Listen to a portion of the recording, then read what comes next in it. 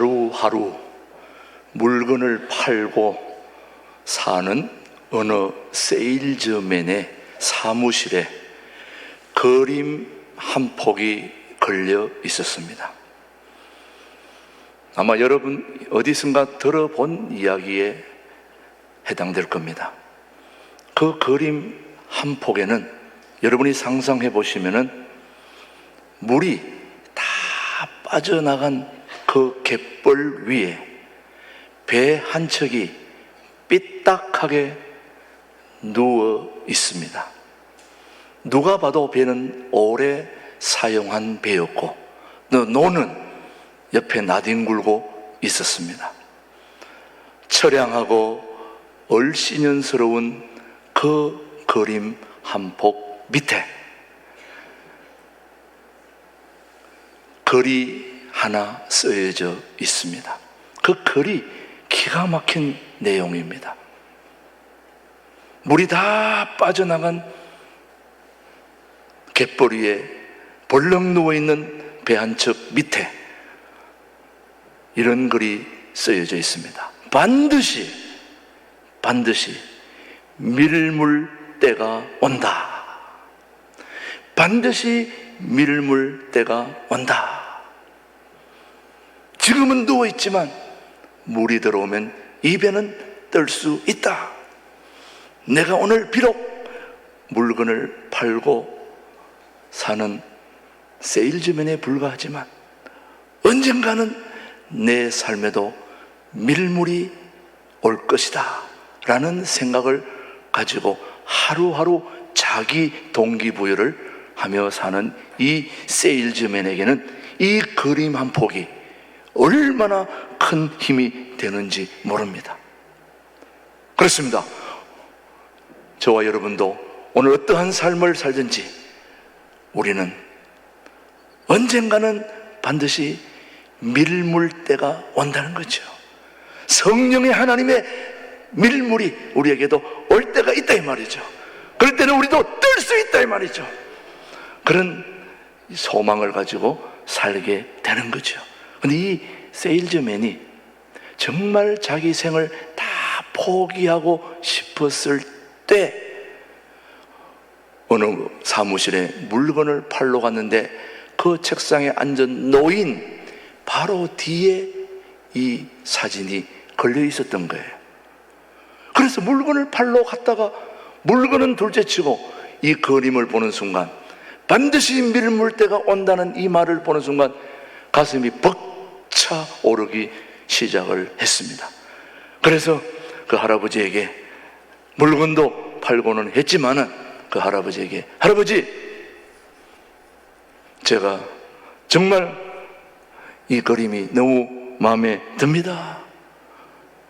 제 삶에 큰 용기를 준 이 그림 그 다음에 찾아가서 농담 반 진담 반으로 얘기하기 할아버지 돌아가실 때 이 그림 저에게 꼭 주세요 하고 나왔습니다. 뭐 농담 반 진담 반으로 얘기했기 때문에 설마 했는데 얼마 후에 전화가 걸려온 겁니다. 그 할아버지가 이 땅을 떠나면서 이 그림은 그 젊은이에게 전해주라고 그렇게 말하면서 돌아가셨다는 거예요. 그래서 그 젊은이는 이 그림을 가지고 와서 자기 사무실에 붙여놓고 날마다 이 그림을 보면서 소망을 품고 있었는데 실은 그때부터 이 젊은이의 삶에 조금씩 소망의 기운이 돋으면서 이제 여러 가지로 상황이 좋아져서 참 크게 성공했다는 말이죠. 저는 오늘 이 글귀가 너무너무 가슴에 다가옵니다. 반드시 뭐가 온다? 밀물 때가 온다. 여러분 우리 삶에도 반드시 밀물 때가 올 것입니다. 여러분 저는 그렇게 소망하고 있습니다.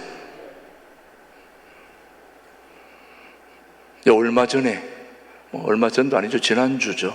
우리 이북에서 넘어온 이북 5개 노회 5개 노회가 함께 모여서 목회자 또 장로님 함께 체육대회를 했습니다. 그 이북에서 넘어오신 분들이 얼마나 또 외롭고 힘들었지만 해마다 그런 체육대회를 통해서 또 서로 교제하고 또 함께 좋은 시간들을 갖는데, 뭐 배구, 탁구, 축구, 2인 삼각, 줄넘기부터 시작해서 여러 가지 하는데, 어느 날 가만히 보았더니 제가 축구부의 단장이 되어 있더라고요. 그래서 영천로에 축구부 단장으로 되어 있는데, 제가 알다시피 손가락이 골절돼서 수술을 했기 때문에 참가할 수 없다. 그리고 또 1년 정도 제가 축구를 또 하지도 않았고 운동도 하지 않았기 때문에 저는 참가할 수가 없다. 그랬더니 그 축구부를 맡은 우리 장로님 한 분이 말씀하시기를, 목사님 단장님이신데 그냥 인원도 모자라고 하니까 그냥 와서 서 있기만 하면 됩니다. 그러더라고요. 그 서 있기만 하라고 그러는데 또 안 할 수도 없잖아요. 그래서 서 있는 마음으로 저도 가게 된 거죠. 그래서 3게임을 했는데 2게임은 완패를 하고 가까스로 1게임을 이겼습니다. 근데 그 1게임에 딱 1골로 이겼는데 그 골을 누가 넣었을까요?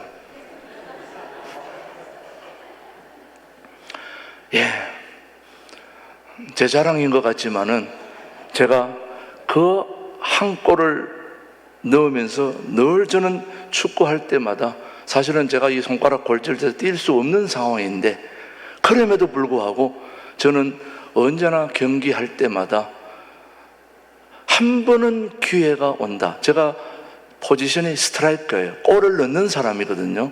난 내 역할은 오직 골을 1골 넣어줘야 내 역할이지, 골 못 넣어주고 오면은 아무리 잘 뛰어도 욕만 바가지로 먹고 옵니다.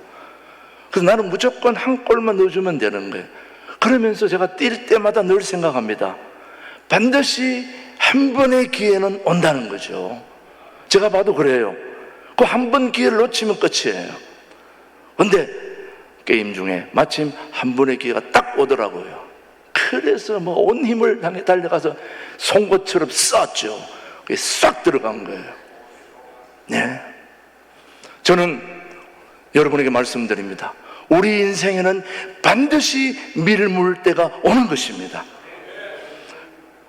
여러분들에게도 언젠가는 기회가 있게 마련입니다.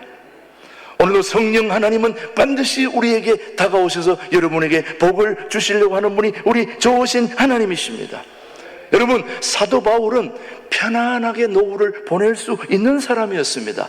그런데 사도 바울이 정말 얼마나 대단한 사람입니까? 가말리엘 문화에서 공부했고 로마 시민권을 가지고, 그 당시 로마 시민권을 가지면 못할 것이 없는 그런 대단한 입장에 있던 이 사도 바울이 정말 담메색 도상에서 예수님을 만나고 난 이후에 지금까지 그런 고난이 없을 정도로 어마어마한 고난을 한번 화면으로 한번 확인해 보겠습니다. 고린도후서 11장 23절 말씀입니다. 시작.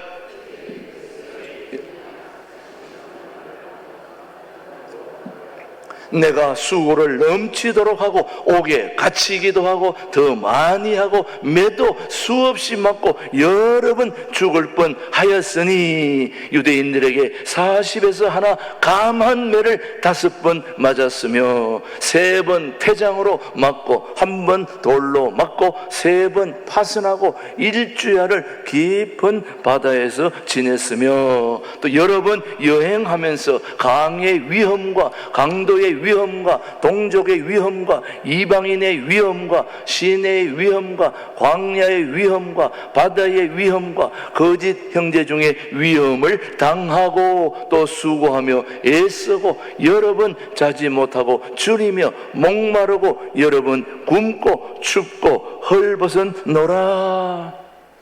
사도 바울은 이런 고난 안 당해도 얼마든지 멋지게 인생을 살 수 있는 분이었는데, 주님 만나고 예수님 만나고 나서 어마어마한 고난을 당했을 때에 그런 고난을 이길 수 있었던 믿음의 고백이 하나 있었는데, 바로 그게 오늘 본문 말씀입니다. 한번 보시겠습니다. 자, 로마서 8장 18절 시작. 생각하건대 현재의 고난은 장차 우리에게 나타날 영광과 비교할 수 있다 없다. 없도다. 다시 한번 시작. 생각하건대 현재의 고난은 장차 우리에게 나타날 영광과 비교할 수 없도다.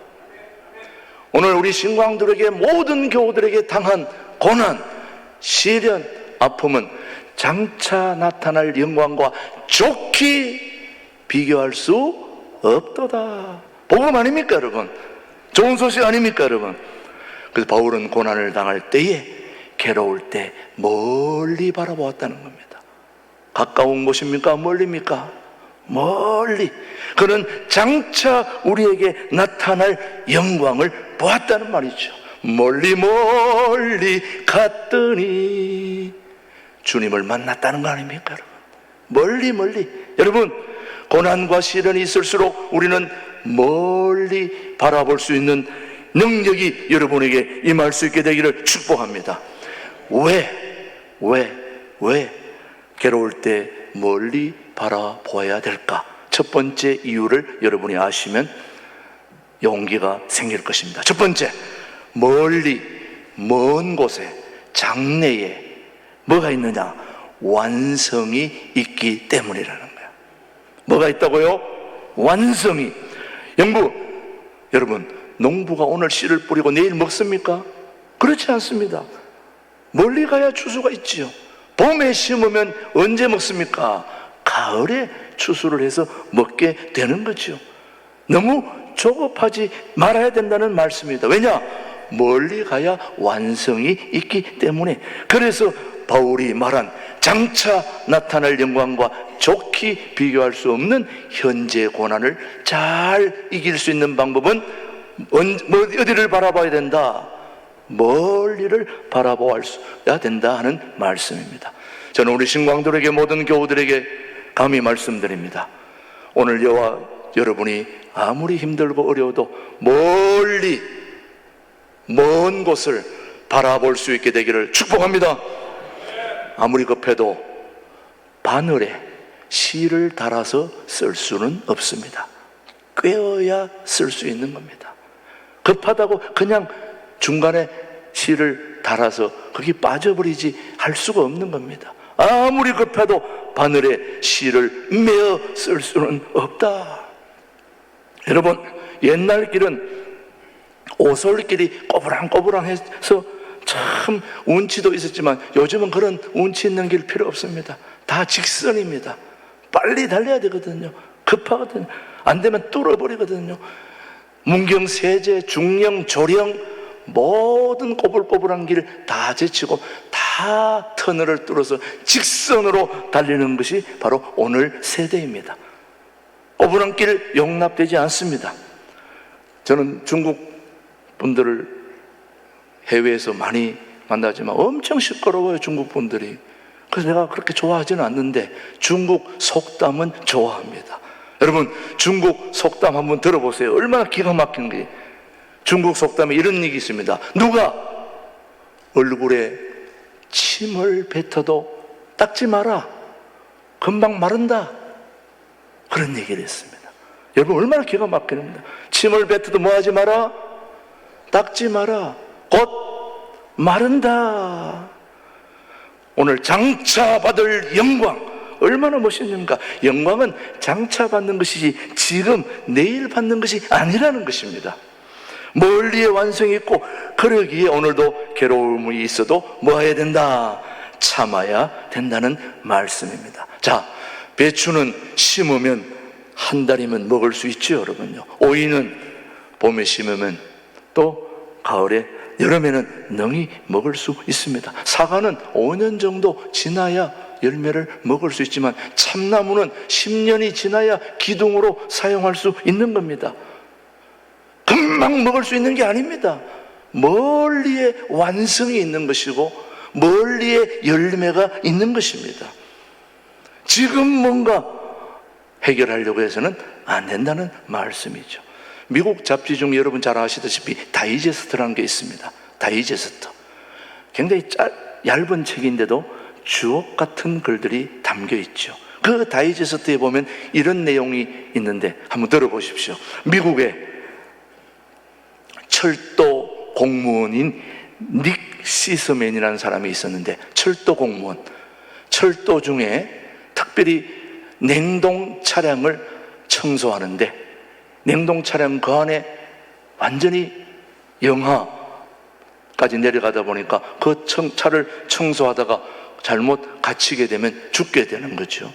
그런데 그 냉동 차량을 늦게 청소하고 있는데, 한 사람이 이 늦은 밤에 누가 있겠나 생각하고는 그 냉동 차량을 아무도 없는 줄 알고 문을 밖에서 잠궈버린 거예요. 그래서 이 닉 시스맨이 냉동 차량 안에서 청소를 막 하다가 나오려고 문을 여니까 문이 안 열리는 거예요. 그 다음날 그 냉동 열차 안에서 한 구의 시체가 나왔습니다. 뭐 했습니까? 얼어 죽었습니다. 자, 그 죽은 사람의 글을 써놓았는데 이렇게 써놨습니다. 나는 추워서 온몸이 마비되어 가고 있고 차라리 이대로 잠들어 버리고 싶다. 이것이 나의 마지막이 되는 것 같다. 이런 글을 남기고 죽었습니다. 그런데 여러분, 놀랍게도 그 냉동 열차는 가동되지 않고 있었습니다. 그런데 왜 그가 죽었을까요? 생각이 그를 죽인 것입니다. 아, 이 열차는 냉동차지. 내가 못 나가니, 야, 이거 큰일 났다. 죽었구나. 생각이 그를 이미 죽게 만든 것입니다.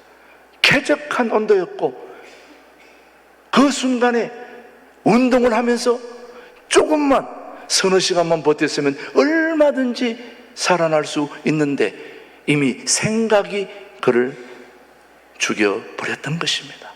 좀 더 멀리 보고, 먼 곳을 보고 좀 더 버텼더라면 얼마든지 살아날 수 있었던데 그렇게 하지 못했다는 말이죠.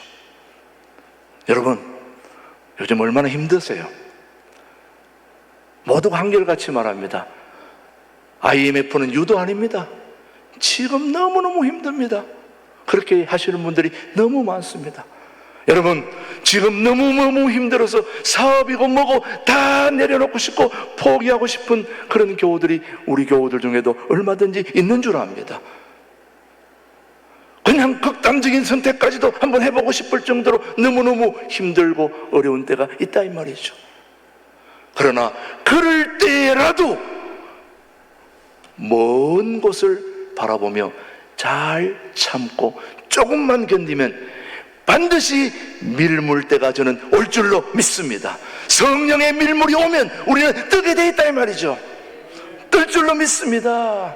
여러분, 그래서 오늘 바울처럼 장차를 보게 되면 어떻게 되느냐? 시편 126편 6절 말씀 보십시오. 시작. 울며 씨를 뿌리러 나가는 자는 반드시 기쁨으로 그 곡식단을 가지고 돌아오리로다. 다시 한번 시작. 울며 씨를 뿌리러 나가는 자는 반드시 기쁨으로 그 곡식단을 가지고 돌아오리로다. 우리 신광두레교회가 울며 눈물의 씨를 뿌렸기 때문에 오늘 우리가 귀한 열매를 지금 거두고 있지 않습니까, 여러분? 저는 하나님의 밀물의 때가 온 줄로 믿습니다, 여러분. 왜 멀리 바라봐야 되느냐? 멀리에 완성이 있고 열매가, 그리고 하나님의 영광이 있기 때문에 우리는 멀리 바라봐야 될 줄로 믿습니다. 두 번째, 멀리에는 뭐가 있느냐? 먼 곳에 장래는 상급이 있기 때문입니다. 하나님의 상급. 바울은 복음을 전가하려고 온 세계를 다녀왔습니다. 아무도 그를 환영해 주는 사람도 없습니다. 그리고 기다리고 있는 사람도 없습니다. 그러나 오라는 사람은 없어도 가야 할 곳이 많은 곳, 그리고 부르는 곳이 없어도 가야 할 곳이 많은 사람들이 바로 전도자입니다. 사랑하는 교회 여러분, 그러나 괴로울 때마다 생각한 한 단어가 바로 장차 받을 영광. 이 영광을 사도 바울은 생각하고 있었습니다. 자, 여러분, 올림픽은 몇 년 만에? 4년 만에. 그 4년을 기다려야 되는 것입니다. 기다려야 내게 면류관이 주어지는 거죠.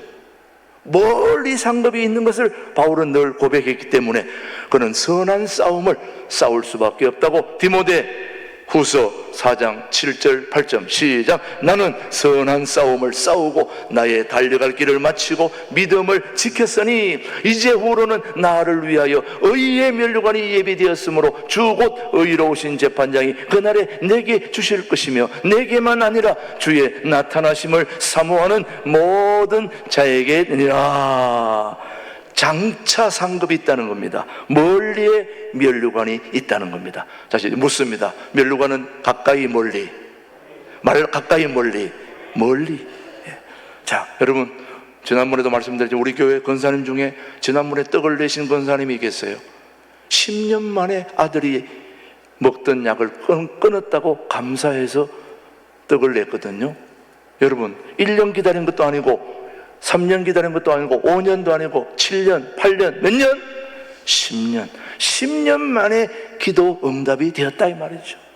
오늘 당장 내 아들이 약을 못 끊는다고 기다리지 않으면 어떻게 되겠습니까? 5년, 10년 기다리다 보면 반드시 밀물 때가 온다는 거죠, 여러분. 그래서 여러분, 늘 제가 참 좋아하는 이야기입니다만 서양 속담에 포기하지 않는 개구리가 버터를 만든다 하는 속담이 있습니다. 포기하지 않는 개구리가 뭘 만든다고요? 버터를 만든다. 자, 이 말이 어디서 나왔느냐? 우유통에 개구리 2마리가 빠진 거예요. 개구리 2마리가 우유통에 빠져서 나오려니까 미끄러서 나올 수가 없는 거예요. 그래서 한 마리는 아예 포기하고 그냥 그 자리에 죽어버렸습니다. 근데 한 마리는 내가 어떻게든 살아나야지 하고 계속 팔다리를 젓고 난리 법설티다 보니까 우유를 다 계속 젓다 보니까 그 우유가 뭐가 됐어요? 버터가 된 겁니다. 거기서 나온 말입니다. 살아나려고 계속 휘젓다 보니까 버터를 먹어가면서 즐기면서 그 고난을 이겨내서 마침내 버터라는 열매를 거두게 된 거죠. 그래서 서양 속담에 포기하지 않는 개구리가 버터를 만든다는 거죠. 오늘 여러분 힘들고 어려운 시련이 있다 할지라도 버티고 견디고 하다 보면 밀물 온다 이 말이죠. 하나님의 때가 온다 이 말이죠. 저는 반드시 올 줄로 믿습니다. 그래서 괴로울 때는 괴로움을 즐기면서 멀리 바라보는데 괴로움을 즐기면서 바라보라는 말씀입니다. 자, 세 번째, 멀리 먼 곳의 장래에 하나님이 계시기 때문에 우리는 멀리 바라봐야 됩니다. 누가 계시기 때문에요? 하나님이 계시기 때문에. 오늘 바울도 말하고 있습니다. 로마서 8장 18절 다시 한번 봅니다. 시작. 생각하건대 현재의 고난은 장차 우리에게 나타날 영광과 좋게 비교할 수 없도다. 여러분, 누가 영광을 주는 것입니까? 하나님이 주시는 것입니다. 우리에게 영광, 기쁨, 은혜는 하나님이 주시는 것입니다. 내가 지금 괴로울 때 하나님은 멀리 계신 것 같지만 지금 바로 내 옆에 와 계시는 것입니다. 오늘 우리 예배 현장에 우리 하나님은 와 계시는 겁니다. 성부 하나님, 성자 하나님, 성령 하나님 지금 이 자리에 와 계셔서 우리에게 예배의 영광을 받아주시고 우리에게 은혜를 베풀어 주신다는 말씀이죠. 여기까지 참고 견딘 여러분에게 하나님께서 은혜를 주시는 거죠. 그래서 괴로울 때는 가까운 곳을 보라, 멀리를 보라. 멀리에 있는 영광을 끌어다 보라는 말씀입니다. 예, 여러분, 제가 늘 아침마다 하늘 양식을 보내고 있는데 그 하늘 양식에는 다 사진들이 가까이서 찍은 게 아니라 다 제가 줌으로 당겨서 그렇게 찍은 것들이에요. 멀리 있는 게 내 앞에 와 있지 않지만은 당겨서 지금 그 기쁨을 누리고 있는 거예요. 하늘나라는 멀리 있지만 우리가 그 장차 나타날 영광을 미리 땡겨서 지금 누리고 있다는 말씀이죠. 이게 오늘 우리 신앙생활입니다, 여러분. 내 앞에 지금 뭐 손에 잡히는 게 없다 할지라도 하나님의 나타날 장차 영광은 지금 우리와 함께 하고 있다는 이 말씀이죠. 시편 121편 1절 2절 한번 보겠습니다. 시작. 여호와여 도우소서 경건한 자가 끊어지며 충실한 자들이 인생 중에 없어지나이다. 예, 저 말씀은 아닌데 일단 나오면 무조건 읽어야 돼요. 시편 121편 1절 2절. 내가 산을 향하여 눈을 들리라. 나의 도움이 어디서 올꼬? 나의 도움은 천지를 지으신 여호와에게서로다. 멀리에 누가 계신다고요? 우리 주님이 계신다는 말씀입니다. 자, 여러분, 오늘 마지막으로 여러분에게 드리고 싶은 말씀, 의사들이 하는 말입니다. 제가 하는 말이 아니고 모든 의사들이 병원에 입원했다가 퇴원할 때에 두 가지가 있다는 거예요. 두 종류가. 반드시 병원에 입원했다가 퇴원하는 사람은 두 종류에 들어가는데, 한 종류는 병원에 입원했다가 퇴원할 때 얼굴이 환해져가지고 밝아져가지고 그렇게 이제 너무 좋다, 다 치료되었다, 이렇게 퇴원하는 사람은 병원에 다시 올까요, 안 올까요? 그런 사람은 아무도 안 온다는 겁니다. 밝게 치료되었다, 회복되었다, 잘 되었다, 이렇게 밝게 태어난 사람은 오지 않는데, 나머지 그분들은 15%라는 거예요. 근데 나머지 70%는 병원에서 퇴원할 때 꼭 이런 얘기를 한다는 거예요. 재발하면 어떠지? 어떨지? 다시 아프면 어떡하지? 다시 재발하면 어떡하지? 이런 사람들이 70%인데, 그런 사람들은 대부분, 거의 모두 다시 병원으로 온다는 거예요. 병원은 좋겠죠. 의사들은 다시 오니까 돈벌이가 되겠지만. 그러나 여러분, 재발하면 또 아프면 어떡하지? 그러면 반드시 그렇게 된다는 말씀입니다. 자, 여러분, 마찬가지입니다. 오늘 저와 여러분들, 비록 지금 우리가 힘들고 어려움과 고통과 시련이 있다 할지라도 괜찮아, 우리 삶에는 반드시 밀물 때가 어딨어. 하나님이 밀어주실 거야. 성령 하나님 오면 나는 반드시 뜰 거야. 그런 기운차고 밝은 마음으로 오늘 여러분의 자세에 임하면 하나님은 반드시 여러분을 도와주리라고 믿습니다. 멀리 먼 곳을 바라보며 오늘의 어려움을 극복하고 장차 나타날 영광, 그것을 여러분이 차지할 수 있게 되기를 주님의 이름으로 축복합니다. 기도하겠습니다. 고마우신 하나님 아버지, 오늘 귀하고 복된 주일날에 은혜의 말씀을 주심을 감사드립니다. 현재에 당한 고난, 불평이고 원망이었지만 오늘 말씀을 듣고 보니 멀리 바라본다면 오히려 축복임을 깨닫고 감사드립니다. 신앙의 선배인 욥과 바울의 자세를 본받아 멀리 바라보는 넉넉한 신앙의 믿음과 은혜를 통하여 완성과 상급, 하나님이 함께 하심의 승리의 복을 누리는 우리 교우들 되게 하여 주옵소서. 예수님의 이름으로 기도드립니다. 아멘.